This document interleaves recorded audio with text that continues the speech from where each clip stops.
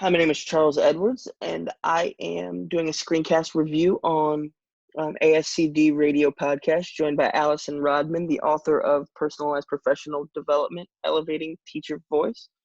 Miss Rodman is also an administrator at Mariana Bracidi Academy in Pennsylvania, where she serves as the assistant principal and the director of professional development. Within Miss Rodman's book, she discusses 4 parts that are crucial to professional development and bringing in professional development into the academic space. The first part is voice. During the podcast, she discussed the importance of differentiating professional development beyond a menu of choice.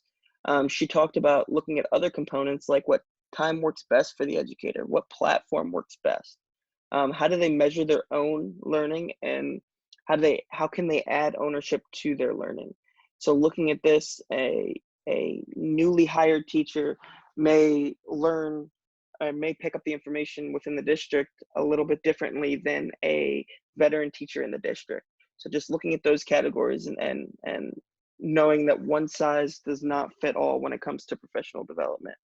I align these to the human capital leadership standards by looking at the training and development, the competency of plan differentiated professional development that meets organizational and or individual employee needs, and also competency 10.1.3, apply best practice in adult learning to the design of the professional development. So making sure that you're designing that professional development that meets the individual's needs within that professional development. The second part was the co-creation section. This section of the podcast was focused on how you're going to structure the professional development.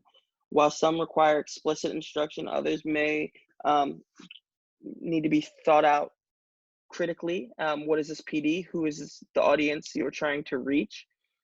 Giving those new teachers that opportunity to kind of have that real critical explicit instruction, while giving those veteran learners or those veteran educators the opportunity to kind of learn in different ways, learn in unique ways that would benefit them as an individual instead of just a broad spectrum. She also spoke that this could it could provide a spark at the teacher level, but that it could also ignite opportunities within administration and counselors within the school, that adults really truly need practice for the job and practice and training for the job. It's not just a plug and play model. They need explicit instruction based on their desired needs, just like our children. This aligned to the professional learning standards or professional human capital standards by, again, the training and development assesses organizational and employee training and professional development needs, but also that career ladder and success plan, providing leadership development programs and growth opportunities that align within the organization. The third part of Ms. Rodman's book is the social construction aspect of it. During the podcast, she discussed the importance of social and self-construction. She focused on not only that community within your school, but also virtually outside of your school, and kind of building those community feels and allowing teachers the opportunity to attack learning together, attack and test ideas amongst one another, so that it's not just a plug and play. You're not just getting information and then plugging it right into the classroom the next day, but you're also working through the situations, because not every classroom is the same. Not every classroom is going to be able to take the exact idea given at that PD and implement it in their classroom the next day. This is also about talking critically amongst educators together, and thinking critically, and sometimes in those situations you're going to have to agree or disagree with what an educator is offering you, or what their examples they're offering you to kind of embed into your classroom, but coming up with a way to allow teachers to kind of critically construct one another without taking it harshly or taking it rudely. This is aligned to the standards by the training and development and the onboarding professional human capital standard as well. And the last part that we focused on within, or that they focused on within this podcast, is the self-discovery aspect of the book. And during the podcast, Ms. Rodman stated, create not just schools that are managed, but learning communities that truly thrive.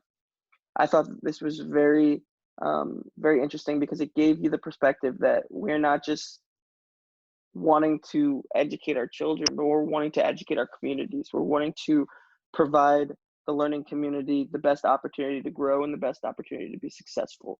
And through that is self-reflection, allowing the teacher the best opportunity to kind of embark on the journey of how they want to implement the learning strategies and styles within their classroom.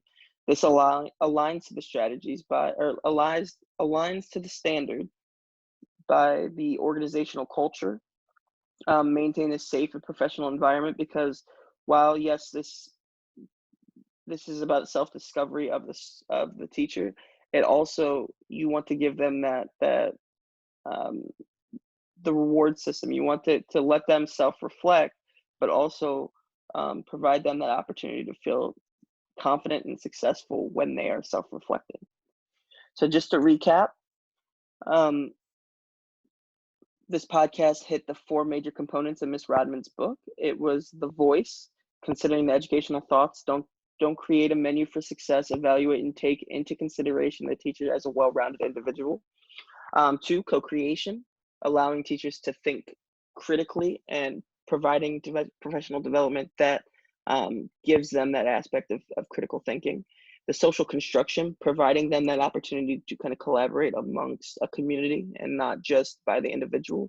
And self-discovery, encouraging the teachers as learners to reflect and refine strategies taught to ensure the most possible success. So giving them that opportunity to reflect on how they learn and celebrating those positives that they find through the professional development that makes a positive impact within their classroom. I have my sources, and thank you guys for listening.